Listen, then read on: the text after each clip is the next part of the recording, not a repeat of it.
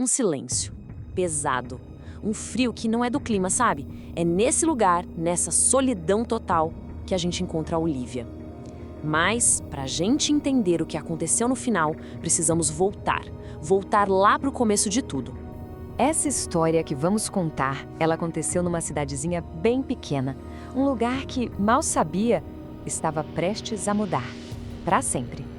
Imagina só, ano de 1980. A cidade é São Domingos. Um lugarzinho tranquilo, sabe? Bem no interior do Brasil. Daqueles lugares onde todo mundo se conhece, a vida tem aquele ritmo previsível. Só que era ali, nesse lugar, que o impensável estava prestes a virar realidade. E é aqui que a gente conhece a Olivia. Ela tinha 50 anos. Estava buscando um pouco de paz depois de um divórcio. Encontrou refúgio nessa cidade já fazia uns 10 anos. Naquela manhã, uma manhã fria de junho, a rotina dela era sempre um café na lanchonete da amiga, a Lilian. Um dia que tinha tudo para ser normal. Até que deixou de ser. Olha só, enquanto ela estava lá conversando, a Olivia viu um menino colando um cartaz num poste. No começo, ela nem ligou muito. Mas aí, uma palavra pulou na frente dela. Desapareceu. O carteiro, o Clóvis, até comentou que o menino estava procurando o cachorro dele já fazia 2 dias. Sabe, uma coisa triste, mas acontece. O que ninguém podia imaginar é que aquilo era só o começo. Um cachorro perdido já era uma preocupação, né? Só que logo, essa preocupação ia virar pânico. Porque a sombra que estava caindo sobre São Domingos, ela ia começar a engolir não só os animais, mas também as pessoas. De repente, o Aldo, que trabalhava no banco, entra na lanchonete, completamente desesperado. A filha dele, a Silvia, de 7 aninhos, não estava na cama. E o mais estranho, nenhum sinal de arrombamento. As portas e janelas todas trancadas por dentro. O cobertor dela intacto. Nenhum barulho. Ela simplesmente sumiu. A partir daí, o pânico virou uma praga. No dia seguinte, o pequeno João também some da casa dele. Em questão de dias, a lista só aumentava. Primeiro o cachorro, depois as 2 crianças, e aí começaram os adultos. O Henrique, que era advogado, e a Lilian, a própria amiga da Olivia. A cidade inteira paralisada de medo. Organizaram buscas, claro, mas nada. Nenhuma pista, nenhum sinal de nada. Era como se as pessoas estivessem sendo apagadas. Simplesmente apagadas da existência. E a pergunta que ficava no ar em cada rua silenciosa era uma só: o que é que estava acontecendo em São Domingos? E essa pergunta, ela puxava outra, ainda mais assustadora. Aquela certeza fria, sabe? De que o mal, seja lá o que fosse, ainda não tinha terminado. A questão já não era mais se ia ter um próximo, mas sim, quem seria o próximo? Mas a Olivia, ela se recusou a ficar parada, com medo. Enquanto todo mundo se trancava em casa, ela e o carteiro, o Clóvis, foram para um lugar onde ninguém mais tinha coragem de ir. Um pântano. Um lugar sombrio, nos limites da cidade, que parecia que engolia a própria luz. Para conseguir procurar melhor, eles acabaram se separando. E foi ali, no meio daquele silêncio todo, que a Olivia ouviu. Aquele estalo de galho seco.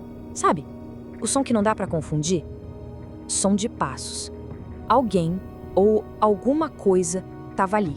Ela não estava mais sozinha. A voz dela mal saía de tanto medo, mas ela chamou naquela escuridão que parecia sufocar. A única resposta, o silêncio. Um silêncio absoluto. E, de repente, um clarão. Uma coisa impossível. Uma luz tão violenta que parecia 1000 raios caindo de uma vez só. Cegou ela por um instante. Aquela luz, com certeza, não era desse mundo. Nesse piscar de olhos, nesse momento de luz, ela conseguiu ver uma figura correndo lá na frente. No desespero, ela gritou o nome das crianças. Silvia! João! Mas a escuridão voltou. Total. E não veio nenhuma resposta. A Olivia correu de volta, gritando pelo Clóvis, só que ele também tinha sumido. Mais tarde, já de noite, na casa dela, a sensação de estar sendo caçada era insuportável. E aí, uma força que ela não via simplesmente a arrancou da cama. O mundo virou luz de novo. E depois, nada. Quanto tempo passou? Impossível saber.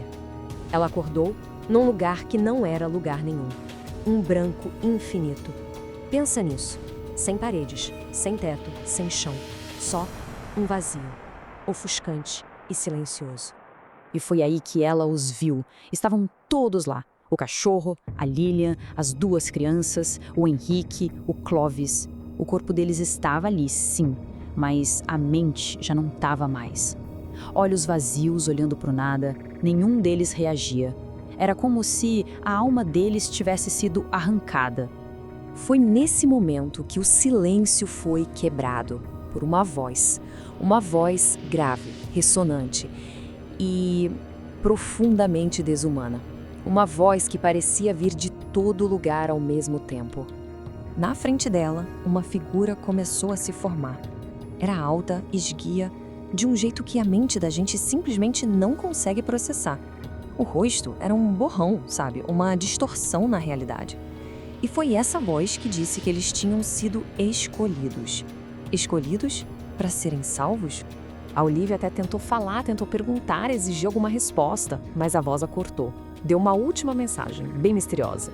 E assim que as palavras terminaram, o mundo branco inteiro se desfez. Num baque só, violento. E ela acordou, de volta na cama dela, na casa dela. Tudo parecia ter sido só um pesadelo. Um pesadelo horrível. Mas não tinha sido. A Olivia correu para a rua e a realidade bateu nela como um soco. A cidade estava normal, completamente normal. As pessoas sorrindo, conversando, sabe? Vivendo. Aquele terror todo, as buscas, o pânico que tinha consumido a cidade inteira, para eles, aquilo nunca aconteceu. O cachorro estava lá com o dono, as crianças brincando com os pais. A Lilian estava de volta, atrás do balcão da lanchonete. Tudo perfeito. Perfeito demais, na verdade.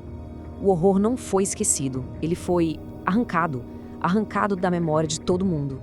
E num lugar ficou só um silêncio pesado, antinatural. E a Olivia, a única que lembrava de tudo, a única testemunha, ela também sumiu naquele dia.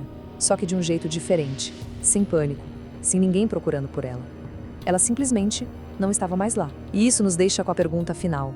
Uma pergunta que fica ecoando no silêncio de São Domingos. Será que a tal arca a salvou e a deixou em algum outro lugar?